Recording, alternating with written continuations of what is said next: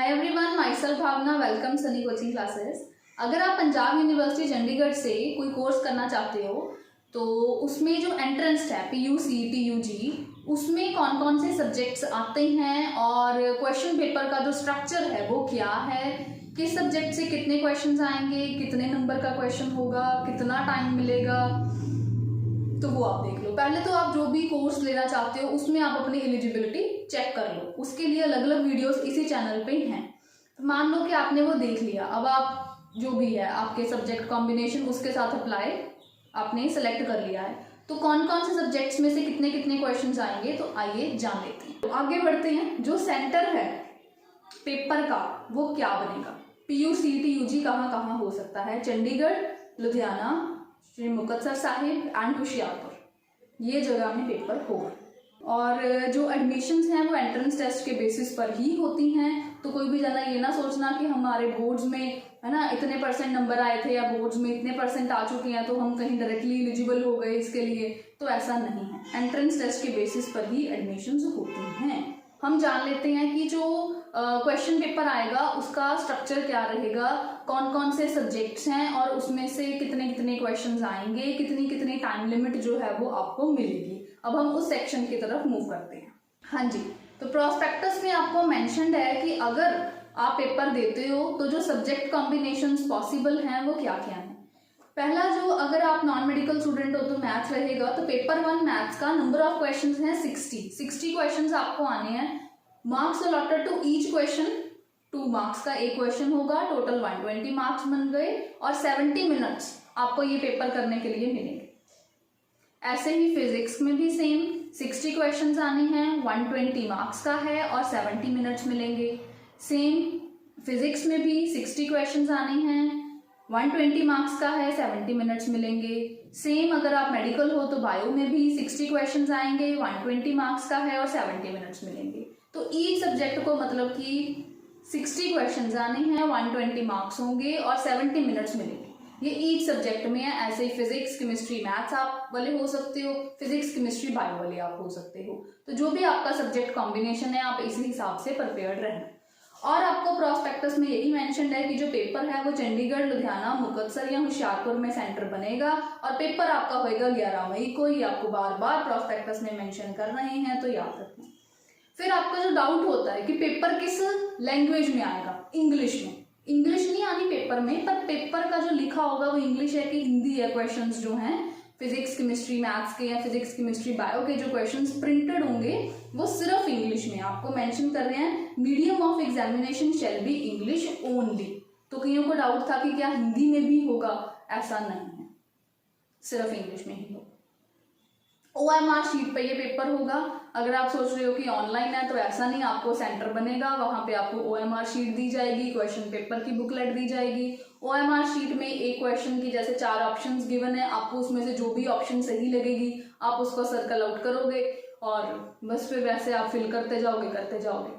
तो वैसे ही ये रहेगा। कैलकुलेटर का यूज यहाँ पर आपको नहीं करने दिया जाएगा। बच्चों को डाउट होता है कि क्या पेपर में कैलकुलेटर लेके जा सकते हैं, नहीं लेके जा सकते। मेंशन्ड है use of calculator is not allowed in any subject और पेपर। आपको कि फिजिक्स में अलाउड है कि नहीं, मैथ में अलाउड है कि नहीं, किसी में भी नहीं अलाउड। तो लॉग टेबल होता है वो यूनिवर्सिटी आपको प्रोवाइड करेगी, तो वो आप उसको यूज कर लेना। बस यही है, बाकी कि आप इसको करना।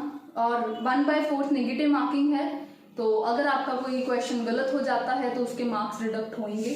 मतलब एक क्वेश्चन आपने ठीक किया, 4 क्वेश्चन आपने गलत किए तो वो बात बराबर हो जाएगी। तो 1/4 नेगेटिव मार्किंग है। ध्यान से सोच के पेपर अटेम्प्ट करना, जल्दबाजी में पेपर अटेम्प्ट ना करना। पेपर करते टाइम आपने कोई मिसबिहेवियर वहां पे नहीं करना। जो भी चीज आपको पेपर मिला है आपको आपने उसको अच्छे तरीके से अटेम्प्ट करना है। और बस और ऐसी ही चीज़ है कि ये आपने लेके जाना है। वेबसाइट पर कहते हैं हम आपको प्रोवाइड करेंगे, जो आंसर की होगी उसके साथ आप मैच करना और फिर जो ऑब्जेक्शंस हैं वो आप करना। यही आपको है कि आप टाइम पर पहुंच जाना, जो भी अपना आइडेंटिफिकेशन के लिए जो ओरिजिनल ID प्रूफ होता है वो लेके जाना, जो एडमिट कार्ड आएगा उसका प्रिंट लेके जाना और जो भी एडमिट कार्ड पे बाकी इंस्ट्रक्शंस लिखी होंगी उन्हें जरूर फॉलो करना।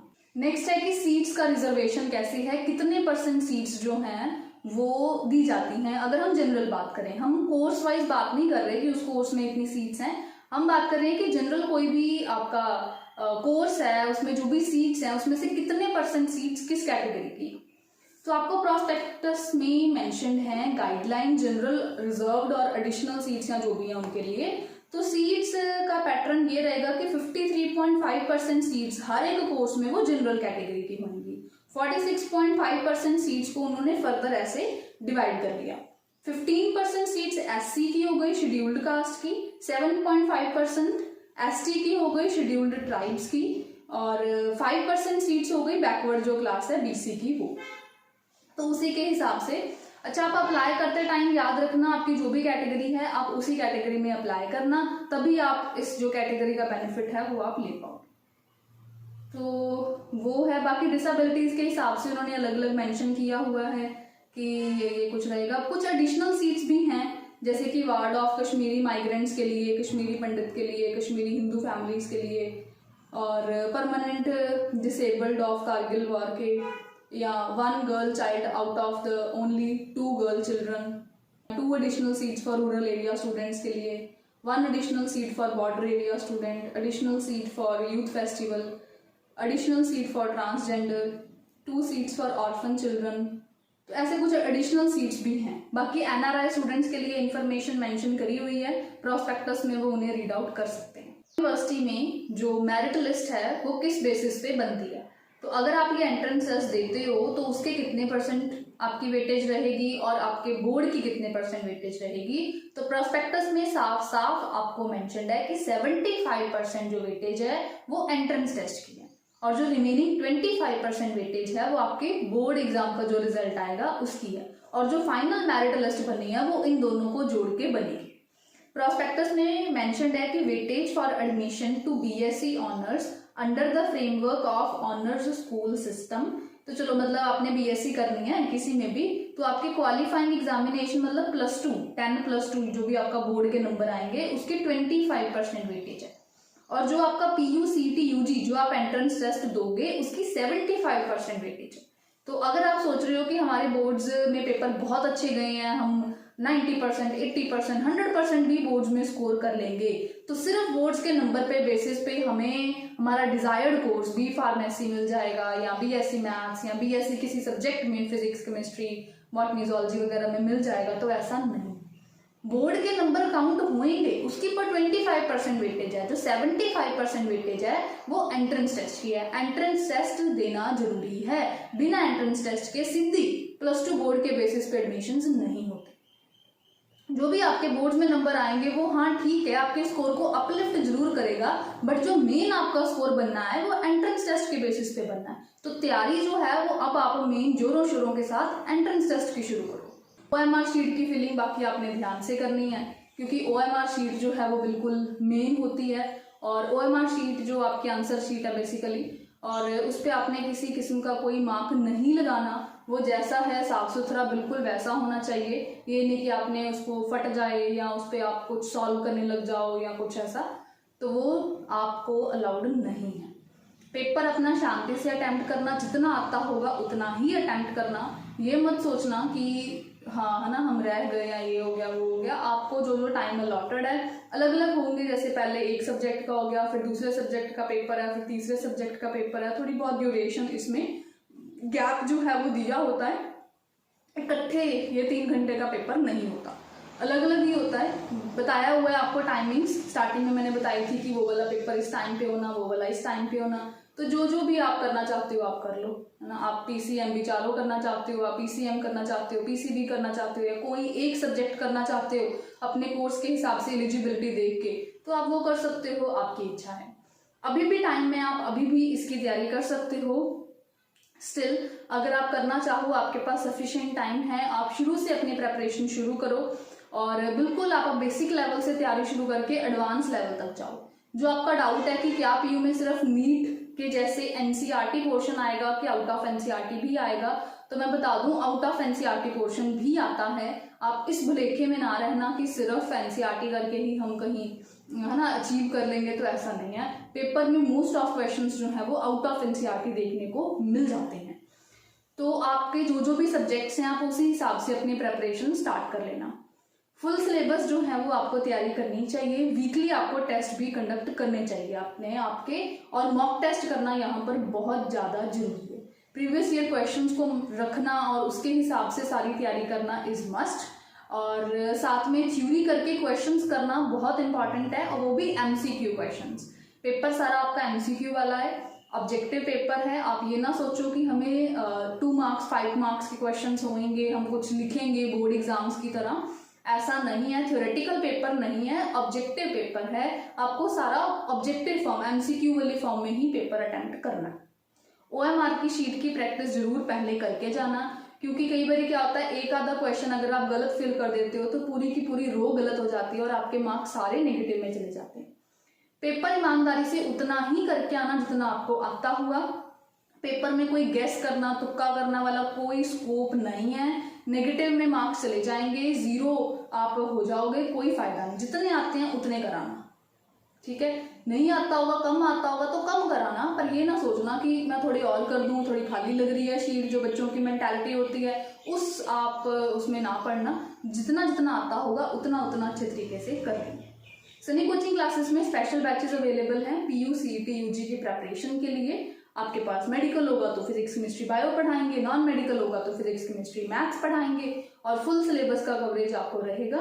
स्टडी मटेरियल भी आपको सारा देंगे +1 +2 का, और क्लासेस में भी करवाएंगे। ऑनलाइन कोर्स होता है, लाइव क्लासेस होती हैं, आप घर बैठे लगा सकते हो। आप किसी दूसरे स्टेट से भी हो आप तो भी लगा सकते हो, बिल्कुल लाइव क्लासेस होती हैं।